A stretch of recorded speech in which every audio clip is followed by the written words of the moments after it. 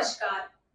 દુનિયાભરમાં મુસ્લિમ સમુદાય માટે રમઝાનનો મહિનો સૌથી પવિત્ર ગણવામાં આવે છે અને મુસ્લિમ સમુદાયનો સૌથી મોટો તહેવાર ઈદ ઉલ ફિત્ર છે। રમઝાન માસમાં મુસ્લિમો વહેલી સવારથી સાંજ સુધી ઉપવાસ કરતા હોય છે અને દાન અને સામાજિક કાર્યો પણ તેઓ દ્વારા કરવામાં આવતા હોય છે। સાથે જ અલ્લાહની બંદગી પણ કરવામાં આવે છે। કહી શકાય કે ઈદનો તહેવાર ભાઈચારાનું પ્રતીક છે।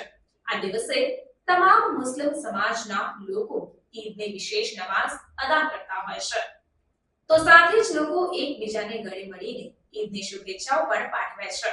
ત્યારે આપ સૌ દર્શક મિત્રોને એવી ગુજરાતી ન્યૂઝ ચેનલના તંત્રી આબિદ અલી ભોરા અને સમગ્ર પત્રકારો તરફથી રમઝાન ઈદ મુબારક।